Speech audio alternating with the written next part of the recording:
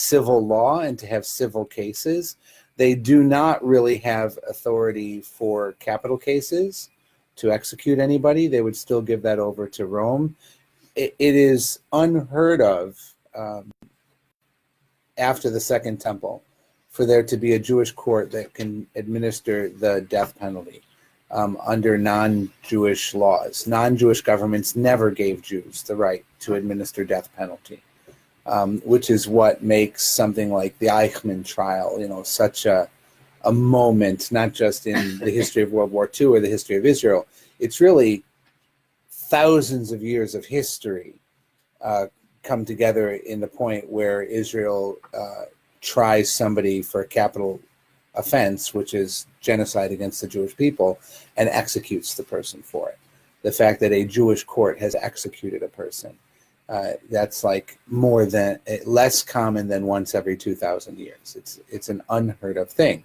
So all of these things where we talk about capital cases, it's not clear that we have a documented case of anybody being executed, right? But the monetary cases, the tort law, the interpersonal damages and all that was real. They had that. And so all of these rules are really, even though they talk about the capital cases in the logic and in the Torah quotes and in what they figure their authority to be in theory, they're really talking about you and me are arguing over something. It's going to be land, it's going to be money, it's going to be marriage, it's going to be inheritance, it's going to be some contract we signed. That's where all of this really lives. And so the Beit Din is not the Roman government.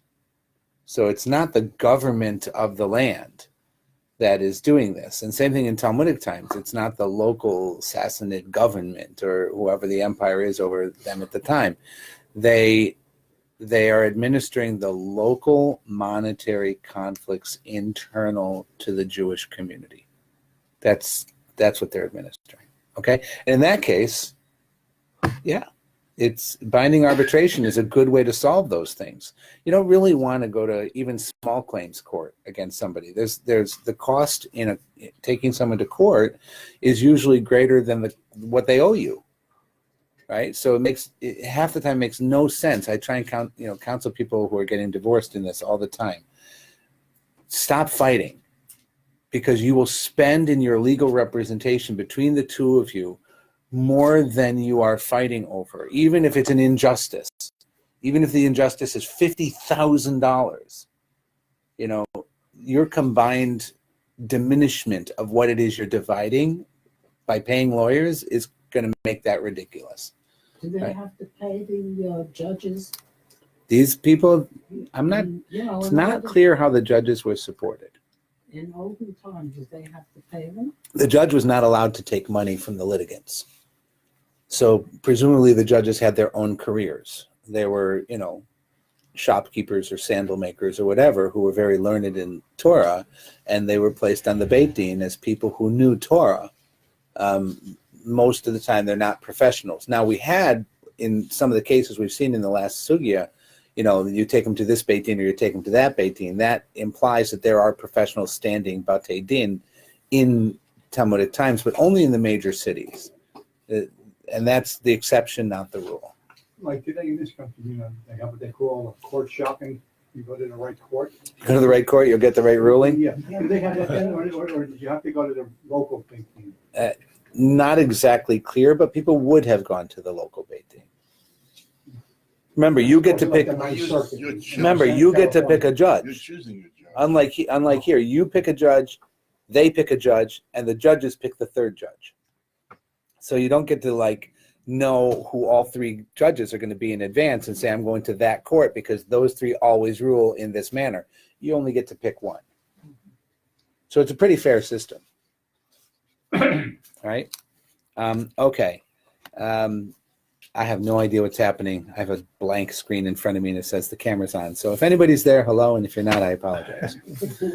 Okay. So what did they do? They did a couple of things. They bring the witnesses together. They intimidate them a little bit about Torah penalties and the commands to tell the truth, and you'll be cut off or punished or executed depending on the case if you lie. And then they send everybody out. They take the most prominent witness. They listen to that person until that person says, I saw it with my own eyes, not that somebody told me, not even that one of them told me.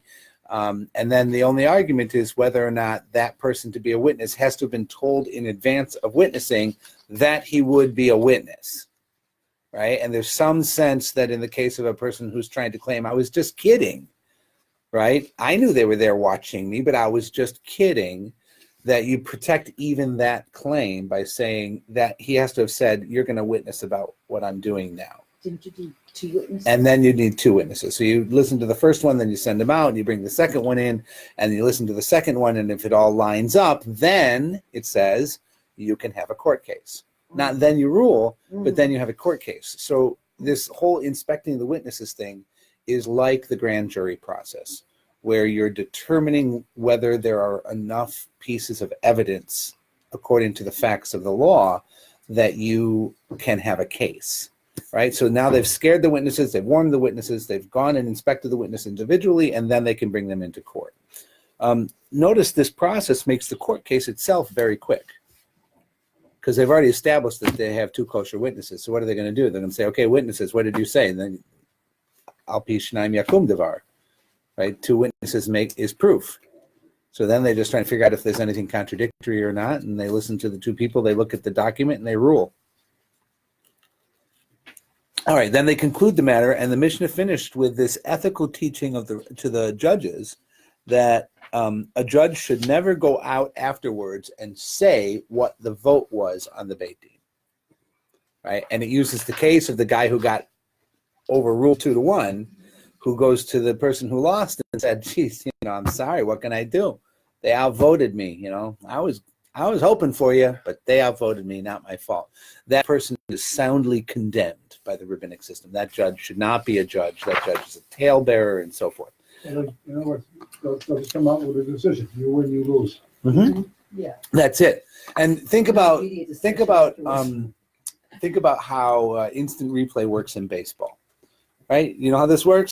So there's a play, the manager on one team says, he was safe. The umpire had called him out, and I want a replay. So the umpire agrees, and they send it to replay off in New York or wherever it is. And then the umpires on the field have a headset. They're just waiting. In New York, there is a group of umpires who are looking at this, who are voting among themselves to come to a consensus what the ruling is. Oh, it's not the ones on the field. No, it's not the ones on the field. Not in baseball. In football, It's the chief referee on the field who decides by himself. That's football. But in baseball, you have three umpires on the field who then call it out to a higher Beit Din of umpires back in New York, who then give the ruling. He is safe, he is out. That's it. No commentary. And then the umpire on the field gives a hand gesture with no words to indicate what the ruling is.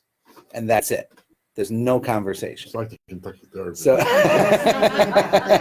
right, the Kentucky Derby, all of a sudden the horse's number comes down off of the scoring board, right? Because, I remember we used to go to the track in Canandaigua, a nice little thoroughbred track there where I grew up, and every once in a while, the horses would run, and you knew not to throw your tickets on the ground, Right. because it says unofficial up on the board, and then sometimes it says under review up there on the board, and then the numbers start to change and everything, and you can see what they did. There's never an announcement, and then it just posts it and it says official. You don't know how they came to that, right? I mean, in this case, there were newspaper articles. Everything did. Now we know who the stewards are of the Kentucky Horse Thoroughbred Association, but whatever. So, based on this, go can we ahead. assume that all these monetary deals are handshake deals rather than written deals? Because if you had a written deal, you wouldn't need all these witnesses. Correct. They would simply look at the document, which has 2 witnesses on it. Right. To be a document in Judaism, it needs to be signed by 2 witnesses. So at that point, they just inspect whether or not the witnesses are and were kosher. And if they are, you better bring a lot of something to overcome that document, because the document is the gold standard. A written document with 2 kosher witnesses is the gold standard. What about an appeal? Can they appeal? There's it? no appeal. No appeal. There's no appeal. The only thing we had was we had a case. Pass that down, please. We had a case where in the Gemara, well, let's do the quick review on the Gemara. So the witnesses are adjured, don't lie, don't fraud, and then we say, and then we're asked, how do the rabbis have the authority to make all these rules? And we went down a list of a few different rabbis who were quoting verses about how bad people are when they do these things. And what was your question? Because I was leading to something I wanted to answer you. You just asked me a question. About appeal. Appeal. Is there an appeal? So the only case they brought up where there's a second level of action is when you can't get a verdict. And how can you not get a verdict from a tribunal, a Beit Din of 3? One says guilty, one says innocent, one says, I really don't know. Now remember, this is an expert in the halacha. This isn't an idiot, right? So he's not saying I don't know because he's an idiot. He's saying I don't know because he's so learned on the topic, it's actually not clear. And then they went farther. They said, even if 2 voted guilty or 2 voted innocent and the third said, I don't know, you're still stuck. You need all 3 votes, even though 2 is enough to convict or acquit. You need all 3 votes. Okay? So what did they do? They said you add 2 more judges to the court, which didn't solve anything, because if you don't get all 5 votes, you still don't seem to have an effective system. You still need that person to say, I know. So maybe somehow repeating the facts and having 4 judges are going to convince this guy that he should vote one way or the other. Now I say guy because as a historical fact, we don't have any documented women as judges in Jewish courts in the history of time. Of course, isn't there some type of case? That's Not on a Beit Din. It's a different kind of judge. Good point though. Isn't there some kind of case where they require 5 judges and call something? Yes, there are different numbers of judges required for different types of court cases. So there's monetary cases is 3, and then you've got capital cases. I think it was 7, and then there was like the city that is going to be condemned as an idolatrous city was all the way up to like 21 judges. You had the bigger the case, the more grievous the death penalty involved, the higher the number of judges that were required to be on the court. But we're in a section here where we're just dealing with 3 judges and people fighting over money. Were women allowed to bring a court case? Yes, women could bring a court case, and women's testimony was accepted, at least in certain cases. As a witness. As a witness, right. Either about themselves or even about other people, depending on the case. Now, most of the clear cases were about get, like a woman who comes from across the sea, she left married. That's just, it turns into white noise eventually. Oh. If you look up, you'll see a 500-pound magnetic lock plate, and above it a motion detector. And every time somebody moves, it disengages the 500-pound magnetic lock. So every time someone moves, it goes whoop. And then when we're still, it re-engages and it goes boom, it pulls the door shut. And then it goes whoop, and it pulls the door shut. And you'll listen to it, you'll hear a little click. There it is. Ready? Quiet. The door's not Okay, shut all wait. the way. No, hang on. Now, Hilda, wave your arms. No? It's not Francesca, shut all wave your arm. There it is. Yeah. So it's the people on that corner. When you move, you're setting off the motion detector and the lock. So eventually we'll learn to ignore it. Don't sit in that corner. Move the table up. Right. Anyways, so they added people to the court in the hope of getting a workable verdict. Okay? There we are. We talked about nominating the witnesses, appointing the witnesses, that's a better word, saying specifically You are my witnesses, and them acknowledging. And then we had a baraita, and then we had a larger version of the same baraita on 29a4 about the people who said I was just joking. That's on the left side, this long baraita that one said, you owe me a manna, and the other says, I sure do. And the next day he says, give me the manna. And the other says, I was just kidding. And that he's patur, he does not need to pay.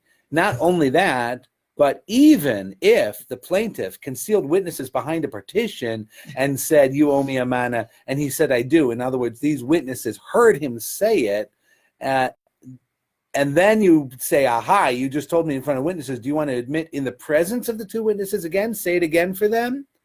And he says, no, I'm not going to do that because you're going to drag me into court over this, right? If he says that, and then the next day he tries to do it on the basis of the witnesses who heard the first statement, and he says, I was joking, the rabbis let him off the hook. It doesn't work. So even though the witness has heard it, and he said, it's in witnesses, say it again, he says, no, I don't want to go to court. He doesn't say, I don't owe you. He just says, I don't want to go to court. He hasn't denied the debt. He admitted the debt in front of the witnesses. He never denied the debt, but he's saying he's joking. He didn't want to go to court in the witnesses, so I guess he did deny the debt, and then they let him off the hook. So the witnesses don't matter until there's an agreement between the person admitting the debt and the witnesses that they are witnesses to him admitting the debt. There's no debt until he admits it in front of witnesses who know that they are witnesses for him, and he accepts that they are witnesses for him. So this makes it really hard to prove anything about witnesses, right? Because I could be like, Ron and I was sitting at the Kiddush, and I said, Ron, where's that $1 million you owe me? And he says, I'll give it to you tomorrow, right? And I got 4 other people sitting at the table, right? And I might think, I got witnesses, right? Unless he said, you guys are my witnesses, and they said, okay, and then he said, I'll give you the $1 million tomorrow. It doesn't count. How about doing business on Shabbos? You know what? There's one financial deal you're allowed to do on Shabbos. Do you know what it is? No, you can't pay the No rabbi on pledge? Shabbos. Can't make a pledge, although they do I that. was going to say, Pay the money. Shidduchim, matchmaking.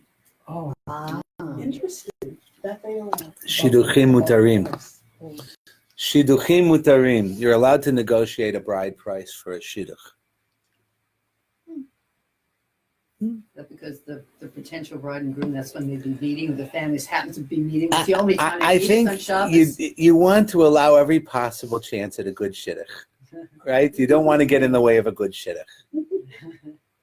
But yeah, I think the practical side is probably because it's a good place for the families to meet, and they're in front of the rabbi, and that like everybody you need to make the shidduch and for it to be publicly accepted by the community is present at the shul. Okay, now Mahavile Meimar. Okay, and then we here's a case that was fun.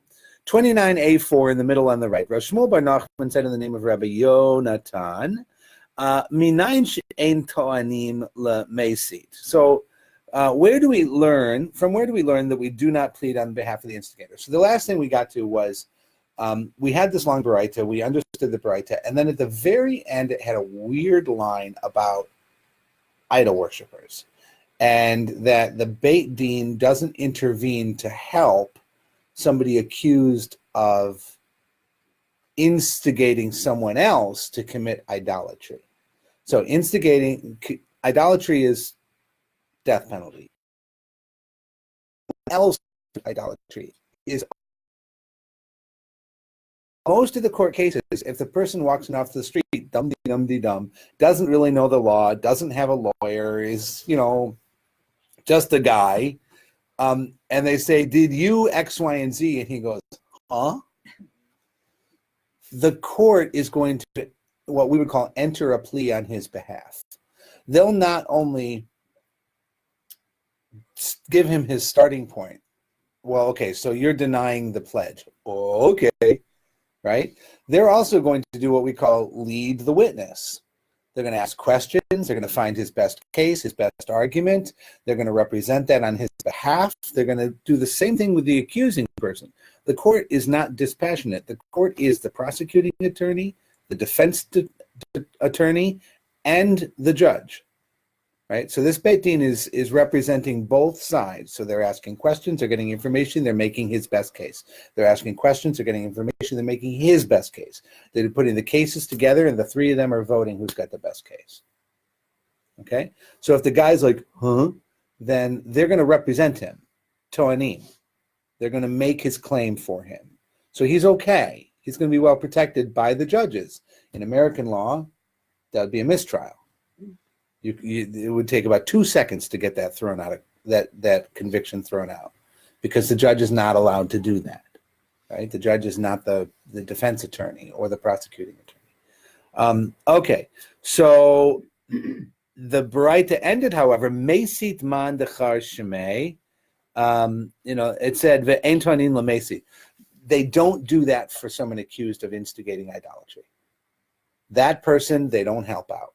That person stands there like, you are accused of instigating for idolatry. And he's like, huh? They don't help him. Don't help him at all. Not in that case. And then it says, well, why? How? Where do you know this from? And so the Baraita brought this case on the bottom of 2984. First it says the Baraita should have said, if the defendant doesn't plead, we do not plead on his behalf. But in capital cases, even if the defendant does not advance a plea, the court does plead on his behalf, but the court would not plead on the behalf of an instigator. So the Gemara is just kind of making a longer piece of language for the Baraita, so it doesn't sound so crazy at the end like it did when we read it, because we were reading this topic and then there were just these words that came out of nowhere.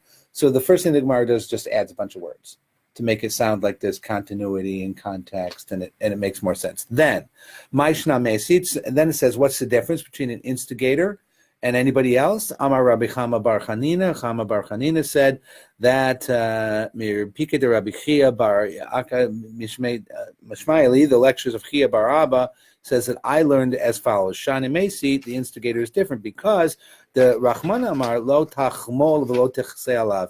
Because in the Torah, the merciful one commanded that you should not help him or have any mercy on him. Right? So that's the one guy you're not supposed to help or have mercy towards, which is tough because he's not convicted yet. He's accused, but you can't have mercy on him. So Amar Rabbi Shmuel bar Nachman, Amar Rabbi Yochanan, we had this as well. Shmuel bar Nachman said in the name of Rabbi Yochanan, same question. Minayin she'en toanim mesit. Where do we know this guy doesn't get help? Nachash hakadmoni, from the serpent in the Garden of Eden. The Amar Rabbi Simlai, because Rabbi Simlai said, Harbe ta'anot haya lo lanachash lit'on velo ta'an. There were many things a serpent could have said to defend himself, but he didn't defend himself. Remember what happened. God said to Adam and Eve, don't eat of the tree of the knowledge of good and evil. And then the serpent finds Eve off on her own one day, and he says, have an apple. And she says, I can't. God said no. And the serpent said, and she said, I can't. God said no. And God said, on the day that I eat from it, I will surely die. But she adds that. God never said that. And so the Nachash uses that to twist, right? That even she said something like, even if you touch it, if I eat it or touch it, that I will die. And so the Nachash like touches it and doesn't die. And he's like, see? Right? So the thing that she added, he used against her to prove that she won't die if she eats it. Right? So, he could have advanced defenses. Like he could have done lots of things. Why did the Holy One, blessed be, not plead on his behalf? So why didn't God come in and defend him? Because after all, she's the one who added this thing, and the Nachash said, you won't die if you touch it, which is true. He didn't say anything false to her. He never lied to her. Right? He could have defended himself. After all, don't we have free will? Aren't we responsible for our own behaviors? Isn't this all Eve's fault? Right? It's not the serpent. She's the one at the end who did it. Like if I got 2 kids, I have 4. I have 2 kids. One of them tells the other one to steal a candy bar. Who's in trouble? The kid who stole the candy bar. That's the kid I'm going to focus on. The other kid's going to get some secondary counsel about disappointment. Right? I'm so disappointed in you. Please don't do this to your brother. Right? But the kid who stole the candy bar, it's just wrong. You can't steal. There's a Torah law, and there's a law, and there's our expectations, and what we believe about earning things and having money, and then spending your money on the things that you've earned and enjoying them because of the fruit of your own labor, and the storekeeper and how they have that same feeling about their labor and they have a right to provide. This kid's going to get lectured 3 ways to Tuesday, right? The other kid's going to be, don't do that. Right? So the snake could have been defended somehow, but God didn't. So, what could the snake have said? Divrei Arav, Divrei Talmud, Divrei Mi Shom'im. So the first thing the snake could have said is, look, between what the rabbi taught you and what a student of the rabbi taught you to do, who should you be listening to? So God told her, don't eat it, and the snake said, eat it. Who's she supposed to listen to? Really? Right? I mean, if I've got 2 kids in class, right, and I'm the principal, and the teacher said, don't throw the eraser, and his friend said, throw the eraser. You can't say, Jimmy told me to do it. It doesn't work, right? The teacher told you no. So between the rabbi or the student, in this case, God or the snake, that's a good argument. I think those commercials about the higher authority. Yeah, we answer to a higher authority. Lightning coming down. Divrei Rav Shomim. So of course you're supposed to listen to the rabbi's words. Next page, 29a5. The Gemara derives another lesson from this episode of the Tree of Knowledge. Amar Chizkiah. Chizkiah said, Minayin shekol mosif goreah. How do we know that everything that adds is diminishing? So there's a principle. Bye, elder. Safe travels. We miss you. Come back soon. Going back to California. She was just here for the unveiling of her husband's stone. Okay, so Chizkiah. So how do you know that anybody who adds anything to a Torah verse is in fact not adding but diminishing from it? Right? You try to add to Torah, you make it worse. If you walk up to a Van Gogh in the museum and you add a little bit of paint, can you argue you're just making it a better painting? Right? You can't do that. You can't add words to the Torah. It's already perfect. Right? Anything you add to it makes it worse. So how do we know this? And he's going to say, because of the snake. God said, you shall not eat from it, nor shall you touch it. God had only enjoined them from eating of the tree of knowledge, not from touching it. And so since the snake said that, and he used it against her, he made it worse. All right. Rav Masharshia, Amar Mechacha. Rav Masharshia said, from this, the lesson is derived. Time v'chatzi arko. So now we're talking about the length of the Ark of the Covenant that's got all the stuff in it. All right, so it's 2.5 amot in length. But another source is offered from this lesson. Rav Ashi Amar, Rav Ashi said, Ashte Esrei Yeriot. It can be derived from 11 curtains. And there was a footnote on that. Just cut off on our copies. Okay, so it goes like this. The verse refers to the dimensions of the Holy Ark. The word amatayim means 2 cubits. Deleting the first letter would render the words matayim as 200. So if the verse is amatayim v'chetzi, if you took off a letter, it would be 200 and a half instead of 2.5. And so you can add something and you wind up making it worse, or you can remove something and you wind up making it bigger, and it makes it wrong. So it says the first letter would render the word matayim, an alternative way of spelling matayim, 200, which means 200. Thus had the first letter as setting the length of the Holy Ark at 201.5 cubits. By adding the first letter, the Torah lessened the meaning of the word to a mere 2.5 cubits. So how do you know that by adding you make something less? There's a case in the Torah that by adding a letter, you make the ark 2.5 cubits long. If you left a letter off, it would be 200.5 cubits long. So by adding a letter, you make it less. Kol ha-mosif goreah. Is this a convincing proof? No. It's a pun. They're having fun. You can smile and chuckle with them and not take it so seriously, because he knows this is a silly example. So everybody who adds makes something less. So there's a place where, is there an example in English numbers? If you add, you make something less? Negative number. Negatives. Oh, put an H on the end of the word 8. Eighth. Okay? So by adding, you made it less. Right? So it would pretty That much would- any number. yeah, Fourth, that- fifth. yeah, that would be- That was just what I came up with. So that would be an example in English. You add a letter and you make it smaller. See? Kol HaMosif Goreya. That's all right. It's cute. Rashi said that it's Ashtei Asrei Yeriot, 11 curtains, where if you had taken the ayin off the front, it would be Shtei Asrei, which is 12. So by adding a letter, you go from 12 to 11. You didn't know there'd be math today, did you? The Gemara returns to the discussion of an admission made in the presence of bystanders who were not exempt. Okay, back to our topic. Good. Abaye, Amar Abaye. Lo shanu elada amar mishateani b'cha.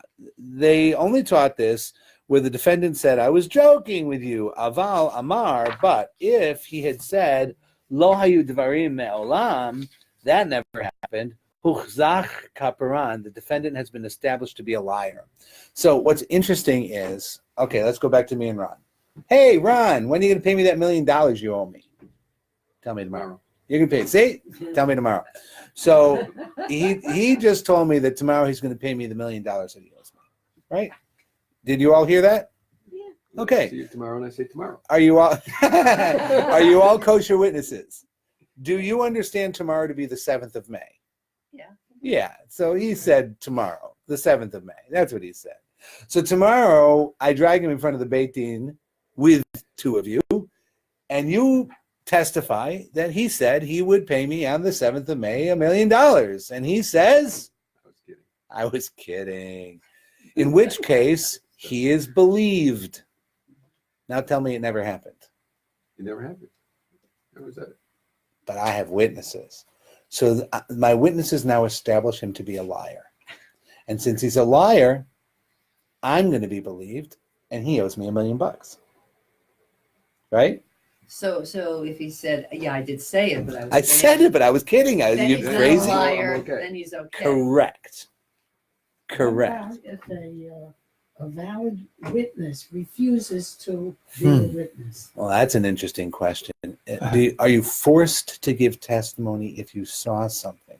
I think they would probably try to force you to testify. How? The question, what's that? How would they force you? Say, I don't want to be a witness. Sure, bring Gets, like if someone give get, they do things. They could sure bring a lot of pressure Pressure, against social you. pressures. They could bring a lot of social pressure against you. If we ruled that nobody should talk to you and nobody should buy anything from you, nobody should sell you anything, and nobody should anything with you until you do the right thing in the court, they could bring a lot of social pressure against you. But they can't force you to talk. It's not like they can go, they can't make you talk, right? What do they call that in the actual courts when you have a witness who's a term for it? No, it's not reluctant. It's something worse. Okay, well, let's go on. So he's now we know he's a liar and he owes me $1 million. But there's some opposition to that idea. Amar Rav Papa Berei, the Rav Achabarada, 29b1. Rav Papa said that it's the son of Rav Achabarada. That Hachi Amrin and Mishmei de Rava. Well, that's only if you agree with all of this stuff according to the teachings of Rava. Kol mile divrei lo de inche. People do not remember meaningless statements that they make. Therefore, possible that he forgot his earlier admission, which was a jest. So, in other words, let's say time has gone by, and now it's a year later, and I bring the witnesses in that way back on May 6, 2019, he admitted that he owed me $1 million. You guys remember it, right? And this is nothing's happened between. Nah, he's been watching Netflix ever since. He's been doing nothing. I've been doing nothing. We never talked about it. Nothing happened. A year, 2 years later, we come back. I've got witnesses. I've got you in court. You're like, why am I in court? And I say, I want you to pay me the $2 million that you owe me. And you're like, I don't owe you $2 million. I've got witnesses. They heard you say it. That never happened because it was a nothing to him. It was a kiddush conversation. Can I get you to admit or deny any kiddush conversation you've had for the last 10 years? Never. We don't remember kiddish This is more conversations. like I would think when someone makes an idle bet. Yeah. I'll bet you $1 million. Bet you $1 million Trump won't get in. that a 65-1 horse will never win the Kentucky Right, Derby. and so you verbally give sometimes, You are a witness. and then people Yeah, witness that. right. And then So Rava is much more forgiving. Rava seems to have this principle that if it was a nothing to him, it was a passing moment. It was a yes, dear. Right? Yes, dear. I have no idea what I just said yes, dear. Right? It's just one of those things that there's no reason to expect that he would remember it, in which case you cannot, even though it's proven he said it, you cannot call him a liar, and on the basis of that, rule against him in the court. I'm not even sure of your case that the witnesses would remember that. Sure. Here we go. Another case. how much is a mana? Aman is 100. 100 zoos, 100 gold pieces. It's a It could be a man of anything. In the Ketub, there's Matan Zuzay Kesef. There's 200 Zuzi. so it's a good amount when they say a mana. It's a good amount. Yeah. Okay. It's a healthy amount. It's a couple of $1,000s. They're not going to argue if it's Yeah, it's a substantial amount of money. The opposite is a pruta. A pruta is the smallest piece of money, and I can bring one in one day if you want. It's a copper coin, and it's about a quarter the size of my pinky nail in very thin copper, and it would have been stamped with the image of the government. The pruta is the smallest coin. How much would that have been worth? Today, 1/10 of a penny. Okay. I mean, maybe, well, given inflation, probably more. How much would a pruta would not buy you anything? You couldn't get like an apple for a pruta. You can't buy anything with a penny today. What's that? You can't buy anything with. You a can't penny even get today. penny candy for a penny anymore, right? It's the smallest amount of money that buys anything. So it's the equivalent to what we would call a penny in a penny candy store, something like that. A pruta would have been the smallest. Okay, another case. All right. Hahu de. I really need to go to the eye doctor. Thank you. Hahu de achmile edin lechevre bechilte. So there's a person who hid witnesses behind the curtains. So we saw this in the Baraita. Amar leiman li biadcha yomi amana. Amar le. Sure I do. Amar iri b'shachve lehez alach sadeh. And then the first one says, do you consent that the waking of these sleeping witnesses should have your admission? So Amar le. So the first case where they're behind the curtains, it was behind bed curtains. So you have two sleeping witnesses behind the bed curtains. And when this happens, so he said, well, do you mind if I wake the witnesses up? Right? And this happens in the bedroom? No, it's like a youth hostel. Hotels were not fancy places. So people could be sleeping in common areas, maybe with a little curtain drawn for them. Think of it as like a way station, a truck stop along the way. Think of a bungalow colony where you slept in all the rooms. Yeah, It could be the yeah. kitchen. Yeah, you got 4, 5, 6, 7 people in the the same. curtain, and I was in a bungalow. There you go. So this is a fancy bungalow with a curtain. All right. So do you mind if I wake the witnesses? I love the question. Amar le law. He says no, meaning, oh no, he said not do you mind. He says, do you consent that I wake the witnesses? And he says, no, I do not consent for you to wake the witnesses. Amar Rav Kahana. Rav Kahana says, ha amar le law. Well, he told him no. And therefore, the admission is not valid. So if I say to Ron, hey, Ron, you owe me $1 million, right? And he says, yes. And then I say, do you mind if can I wake the witnesses for you to say that again? And then he says, no. That didn't mean it when he says yes. Everyone's good with that, right? That's pretty good logic. So Rav Kahana is pretty good here. Very similar incident. So this person hid witnesses in a graveyard. Right? So we're talking in the cemetery. I got 2 guys hiding in the hole. You owe me 100. Yeah, sure, I do, of course. Do you consent that the living and the dead should all bear witness? Like those who are above ground and below ground. You are in front of everybody here, above and below ground. Do you admit again? I got Just to. the dead ones. No, I didn't say dead, although this is dead. But, I got a couple people in the grave, right?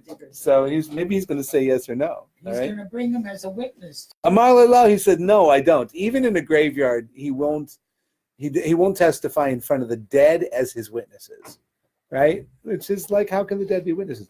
Amar Rabbi Shimon. Rabbi Shimon said, Ha Amar Le'lo. He said, no. And therefore, he's proving that he didn't mean it the first time. Now, a lesson rule derived from both of these cases. Amar Ravina v'itema Rav Papa. Ravina said, or some people thought it was Rav Papa, Shema mina meha. Learn from this the following. Had Amar Rav Yehuda Amar Rav, which is what Rav Yehuda said in the name of Rav. Sarich shiomar atem adai. You need to say to the people, you are my witnesses, before they can be your witnesses. Lashnan Amar Love.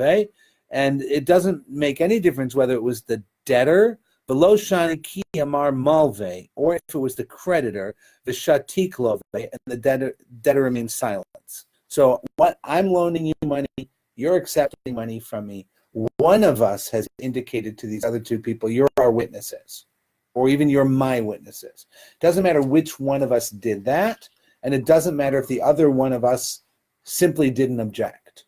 Like, it doesn't mean he agreed to it, right? I'm going to make you two our witnesses, my witness that he owes me $1 million, and I'm giving him $1 million, right? It doesn't matter if he's silent or not.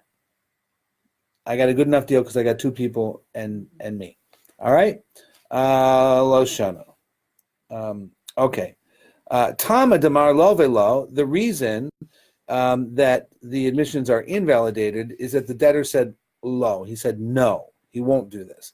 Aval ishati kachinami, but if he had remained silent, it would have been okay.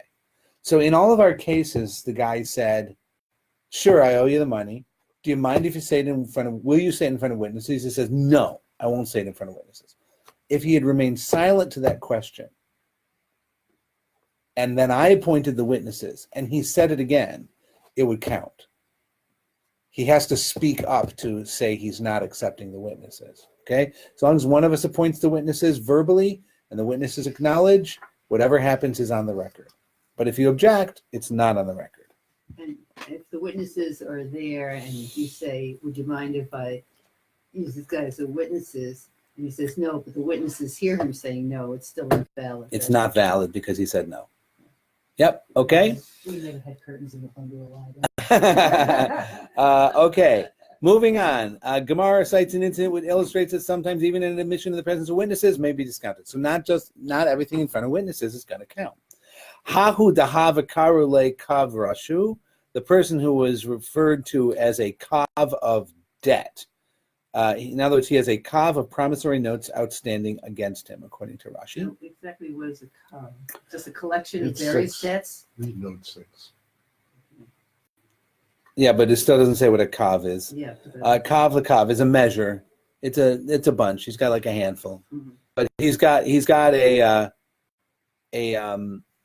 document of debt. All right, so there's a person who has a document of debt. Amar, in this case he just has a reputation as being a guy who's always in debt. So a kav lekav is in one of the Isaiah haftarot.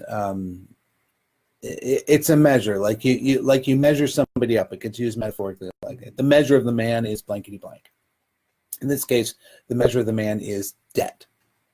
He is known as a debtor. Okay, so man masik bi ella ploni ufloni. Who holds a claim against me? Only this guy, this random John Doe guy. Atu te va'uhu ledina kame de Rav Nachman. And then two people came and summoned him to judgment before Rav Nachman. So it's not just one person, there's two people. Amar Rav Nachman, Nachman says to him, Adam asui shelo lashpia at atzmo, a person may be inclined not to make himself appear sated with wealth. So that means, according to the notes, to accomplish this, invent a non-existent debt. Therefore, his admission cannot be taken seriously. A person may be inclined not to make himself appear sated with wealth. To accomplish this, may invent a non-existent debt. Therefore, his admission cannot be taken seriously. So, if somebody says, how does he try and get out of it? He has a reputation as being a debtor. He owes all kinds of people money. Instead, he says, I only owe one guy money, which by his own words is admitting that he's a debtor, which would seem to admit that he doesn't have the money to pay anything back. And the response to that is, nah, a person might fake being in debt so that he doesn't look wealthy. Why would you do that? To avoid a Pay deposit. less. Correct. You want to make a deal with the IRS, right?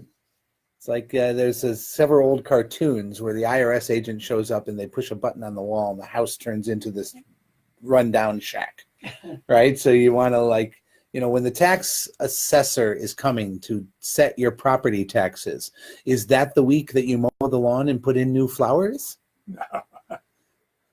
Not really. You want the lowest You valuation. want that house to look broke when the tax assessor comes around, right? So there might be a reason why somebody would admit a debt that's not even real. So it's interesting because it's like somebody has this idea that he's like, has a reputation as a debtor. He's trying to get rid of that reputation. He gets rid of the reputation by saying, I only owe money to one guy. In another case, they're trying to use that to prove that he owes money to the one guy. So two guys are coming to prove that. See, he does owe debt. And they're going to say, you know, you can't really use that against him. There's a reason why people lie about owing debt.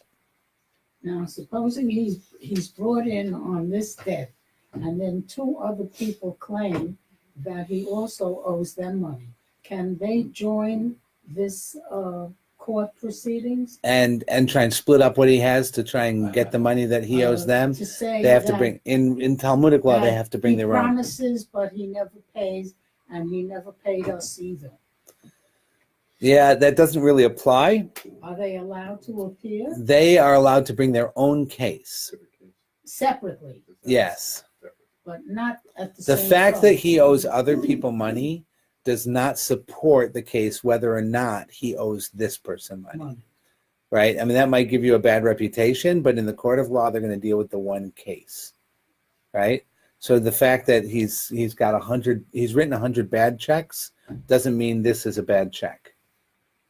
Supposing like the litigant brings them as witnesses and says, see, these are my witnesses. Unless He also owes them money There's and no- he never paid. there's no character witnesses in the Talmudic system. They can only be witnesses to the thing in front of the court. They can't testify about his character in general. Right? That's a difference between American and Talmudic law. In American law, you bring all kinds of character, bad and good. Right. Right. Now, also, when they pronounce the death penalty, how do they kill them? Ugh. How do they kill them? Ron doesn't pay the money. It's not by hanging. Is it by stoning? Yes, and yes, and yes. There's Pretty Hanukkah good. and there's Sreifa and there's 5 different categories of death penalty offense in rabbinic law, and there are there's Mishnah and Sanhedrin that goes through all of them, exactly how they did them, and they are grotesque. They are horrific. So hanging is actually strangulation. So there's a way of killing by strangulation, where they didn't hang him; they strangled him with ropes, being pulled in opposite directions, twisting around him until he died. There was stoning, which is not throwing stones at him, but is tying his hands behind his back and dropping him headfirst off a cliff onto a boulder.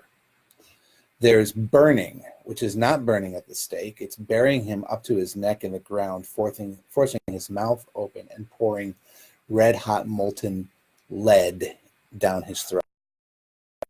Who performs this? Yeah, who wants that job, right? Again, remember, I started by saying there's no evidence that any of this ever happened, right? They have all this system and they go through all the modes of execution in great detail, but we have no record of anyone ever being executed in that manner. But why would they show all this unless it hadn't been It done? must It be had to too have off. been done somewhere. Well, it could be to scare the heck out of witnesses, right? Do you know that the death penalty in this case is pouring molten lead down your throat until you burn to death from the inside out? That would have my attention. But then they used to have sanctuary cities. Was this Only for part- accidental killing, and that would have been in biblical times. In rabbinic times, under Greece and Rome, there's no evidence of sanctuary cities ever being used. Really? There's no evidence of them happening in biblical times either. We don't have a single case in the Bible where someone flees to a city of refuge and claims their right of refuge. We have all the laws to create them, but we don't have a single case of it ever happening. And in the Second Temple, they simply weren't built because 10 of the 12 tribes are gone. The other side of the Jordan is gone. The northern half of Israel is something else. They don't have the cities anymore. So that's another one of those systems that we just don't know that it ever actually happened. The refuge it's an interesting idea. You kill by accident and you go to the city and you can live there safely until the high priest dies, even if it's 10 minutes later. And then you come out and they're not allowed to kill you back. Or the high priest might live another 90 years. I mean, it's a And you weird, can't go and you're back. stuck. If you step foot outside of the city before the high priest dies, the family of your victim can kill you. Like Roman Pulaski can't come to this country. The other two methods of killing. All right, let's try and finish this section. The other two methods, I don't know. That's a gruesome kind of question. I've had a choice. You know what my choices are. Okay. So, Ahu Dahavakarale Achbra B'Shachiv Dinari. So it's a person who sleeps, who was derisively referred to as a mouse who sleeps on dinarim. In other words, a miser who derives no benefit from wealth. So it's like, if a mouse is sleeping on gold pieces, what good does it do the mouse? None, because the mouse can't spend it. So that's the way they used to talk about a miser, right? Like I was talking to a person once who said, we were talking about, for some reason, the topic of coins came up. I was probably talking about Hasmonean coins and seeing them in the museum or whatever. This person told me, obviously it's not a person in this community or I wouldn't be telling the story. This person told me about this beautiful coin collection they have. And I said, really? They said, I would love to show it to you sometime. I'd love to come over and see it. They said, well, you need to let me know when because I need to get them out of the safe deposit box. It's a valuable collection. Yeah, makes sense. Who has a collection that sits in a safe deposit box? How stupid is that? Prevent damage. Because it could be stolen from the house. It makes perfect Well, I sense. appreciate it. What's the point of having a collection that sits in a safe deposit box? If it's an investment, That's your fine. But he was talking about the joy it brings him to look at that. Yeah, but think And so this guy's got to go to the bank alone and lock himself up in a little vault room and take his coins out of the box and go, oh, my precious. Like Gollum with the ring in the dark. It's like, Never mind that. I know people who collect art. It hangs in their homes. People come over and see it. They experience it during their days, sitting in those spaces and rooms. I know people who collect furniture. I know people collect baseball cards and they look through them. People collect jewelry and they wear it. Yeah, These things all make sense. well, a lot of Yeah, women but jewelry, they put in the safe because they don't want they it put stolen. they put in the safe deposit box if they're going to a wedding or some of them where they're going to wear their Okay. diamond. Say That your they take diamond. it Okay. out and then wear it. It was clear to me that this man had not taken the coins out of the box in years. But the context of the conversation was how much joy it gives him. Knowing that it's in the safe. Right. So it's really not about having something that you're using. This thing has no use. It's just the joy of being the one who owns it and has it hidden away where other people can't see it. And there's a piece of that that's very miserly and very greedy and very dark. Right? I'm not talking about grandma's pearls. Okay? I understand. Grandma's pearls, I understand. They're safe and they mean so much. We can't imagine anything ever happening to them. And every family simcha, when we go to a wedding or something like that, out come grandma's pearls. That I understand.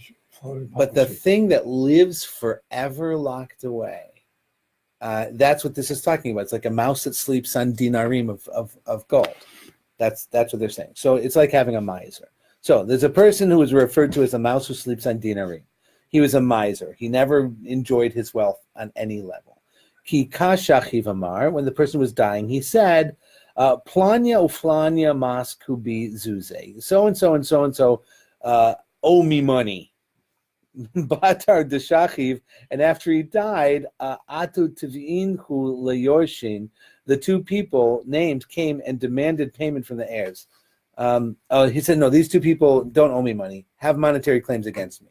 So these two people I owe money to. They came and they try and collect from the heirs, okay, on the basis of the admission on his deathbed. And the heirs are claiming that his admission was just to dispel his image as a miser. So he's known as a miser. It's another case of someone trying to change their reputation. So his reputation is that he always holds on to his stuff, right? And he's dying, and as he's dying, he goes, okay, these two people over here, I owe money to them.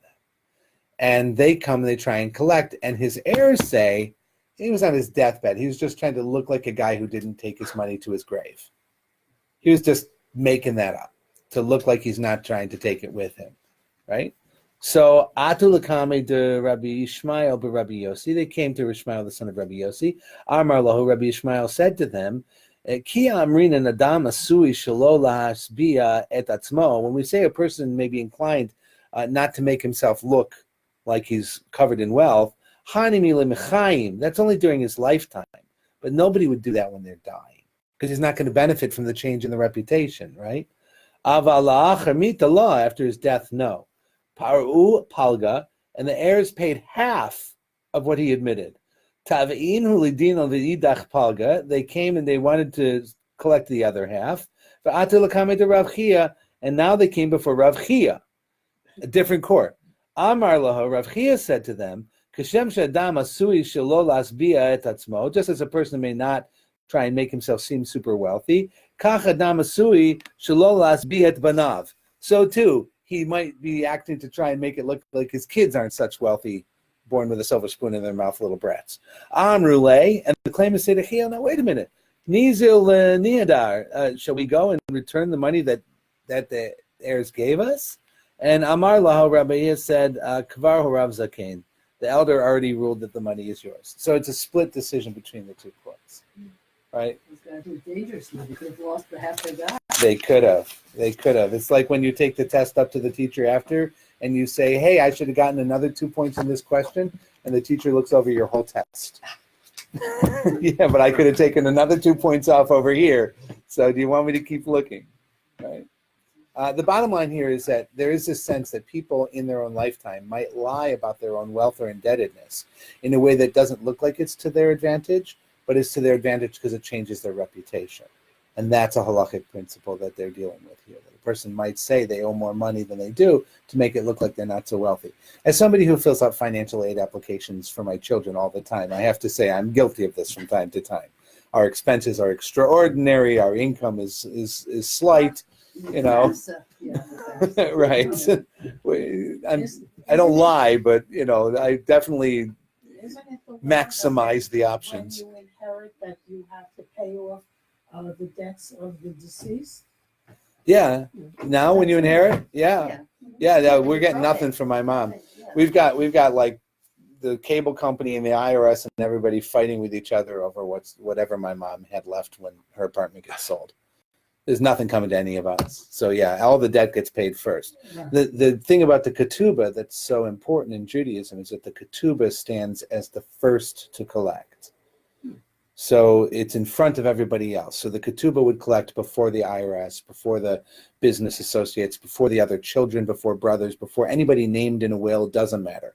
The ketubah collected first. The ketubah Is but that would be the wife. Correct. Yeah. I think it's what's in the ketubah. The wife didn't inherit the estate. Nowadays, the woman is presumed to be the inheritor of everything. If you go to probate, she's the first inheritor, right? Whereas in those times, it would have been the first male relative, would have been the inheritor, and the wife would inherit nothing. So the ketubah was designed so that if he dies, she is paid a certain amount of money that she could live from. 200 mana. 200 a month. 200